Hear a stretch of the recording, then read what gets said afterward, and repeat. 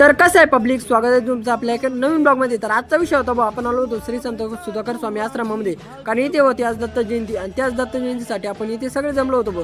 बहिणी मंडळात चालू होतो भाऊ भजन. आणि त्यानंतर आपण घेतला भाऊ हनुमंतरायाचा शूट काढून.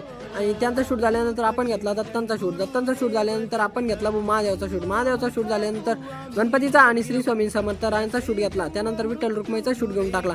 आणि हे आहे आपलं आचार्य मंडळ. त्या आचार्य मंडळात आपण पण होतो. ती म्हणजे सगळे एकत्र येऊन कामे करतात. आणि त्यानंतर आपली आमटी पण वेळ होती दत्तांच्या जन्माची आणि आरतीची. पण तुम्हाला माहिती आहे का दत्तांचा जन्म कसा झाला? नाही तर मी सांगतो. दत्तात्रयांच्या जन्मामागे एक अद्भुत कथा आहे. ऋषी अत्री आणि अनुसूया तप, श्रद्धा आणि शक्तीचं प्रतीक. त्रिदेवांच्या त्यांच्या पतिव्रतेचा परीक्षा घेण्यासाठी बालकांच्या रूपात त्यांच्या घरी प्रवेश केला.